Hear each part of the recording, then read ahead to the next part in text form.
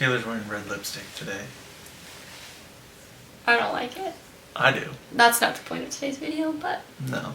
The point of today's video is that we have one last little hiccup that's gone on since our last video. Yeah. That has to do with Sully being listed on the deceased donor list. Yeah, delays things again. So, if you don't know, Sully was born in end-stage kidney disease. He's been on dialysis for over a year. He's on dialysis 10 hours a night. Yep. And he He's our takes son. 19 doses of medications. Yeah, he's almost 2 years old. Mm-hmm. His birthday's coming up. And the update, hiccup, Well, okay. swerve on the road. Last week. Oh. 2 weeks ago? Last week? We made the decision after a year of testing for living donors to activate Sullivan on the disease list, because at this point he will get a really good kidney and he'll get it quick. So really within a couple weeks is what we were told. Now the hiccup. So we messaged his team, just kind of saying like, okay, we're ready, let's do it. Tell us what we need to do. Because we knew there was a blood draw. So every month when you're on the deceased list, there's a specific blood draw that you have to keep accurate, and it's what they measure against any potential like offer for a kidney you get. And so they have to keep it like every single month. So we knew there was at least that we had to do, but that was all supposedly that we had to do. Yes. Then they told us that he needed his third dose or second dose. Second or third dose of 2 vaccines. Mm-hmm. And this whole vaccine situation, like, obviously it's a controversy for people. Yeah. But we don't have a choice. So Sully has to get all of them before transplant, even ones that he's supposed to get when he's 4. And that's where this hiccup happened, was we were up to date, and then now they're like, wait, there's living vaccines that he has to get before his transplant, because post-transplant you don't get living vaccines. Because you're immunosuppressed. Yes. So he had to get 2 of them. Yes. One I think was supposed to happen when he turns 2, right? When he turns 2. And so then a one was when he 2-year-old turns 4. and a 4-year-old vaccine. And the issue then, so we were able to get those done this last week, but the problem is that this blood draw then that activates you on the disease list, you have to wait 30 days after any vaccinations to be able to do that blood draw and have it be an accurate read. But they don't let you do it if you haven't had all of your vaccines up to date, because then you could get a kidney offer and they won't give it to you because you're not meeting the requirements for the kidney.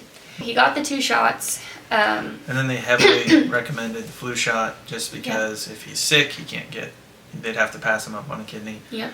You kind of have to play their systems a little bit to like get a kidney, which is hard. So we asked if that's kind of the last surprise, and hopefully that's it.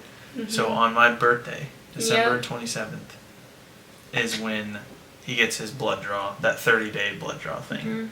I don't really get it. She does, whatever. And then, are the only 2 options was the 27th for the blood draw or the 30th, right? Mm-hmm. And that's my birthday and Sully's birthday. Yeah. So we think how it's going to go down at this point now is we'll do the blood draw on the 27th. Usually, like, by that afternoon, you have the results. So then the team will meet on Monday and probably list Sully on his 2nd birthday is when he'll officially go active on the list. It could be the next day too, but it's going to be right in that week. So that December 30th through January, whatever week, he will officially be active. So in that season, that's when we like really need to, well, we kind of already are isolating a little bit. We've done a few things, but now it's going to taper out. And it's just because the other reason why you couldn't get this blood test that puts you on the deceased list is if he gets sick, it pushes it out again. So we're kind of in this like waiting game of like, we need everything to line up like perfectly to even be able to activate him. The hope is that week. We'll see how it goes. Hopefully after that, then it's only a couple more weeks until the kidney. So that's where we're at. Honestly, we were like kind of annoyed that there was this other 30 days things, because once you hear like dialysis might be ending and it might be happening, you know, you have all of this hope. And my dad always jokes, because I feel like through this journey I've had like hope, and then we find out, oh, it's false hope and it's going to be dashed again. And I told him right after when we made the decision to list him, I was like, let me live in the false hope because I know something's coming up again. And it did. And it did. But we'll roll with it. We got to do what's best for Sully. And in the one positive note is we do know that we will be spending Christmas outside of the hospital, unless he gets an infection or something like that, which could always happen. But We won't be in the transplant house for Christmas. And his birthday probably too. Correct. And last thing, if you haven't ordered your Sully Strong hoodie or t-shirt or baby onesie, we there's a new color, gray. Gray got added, yeah. Gray got added. So do that. Some of the proceeds go to Sully's future, and you also get a cool sweatshirt. And we're going to do some sort of project with them, like have people send in like a picture of them wearing it, or a video or something that we'll show Sully later. But link in. You do have a bio, or is it? Oh, it's not a bio. Link in description. Description, yeah. Bada and bing. stay tuned because Christmas stuff is we can film Christmas stuff now. We love Christmas. Yeah. We weren't sure, like, do we get a tree, do we not? But now that we know we're going to be home, you have to give Sully a magical Christmas. Yeah, that's a different video.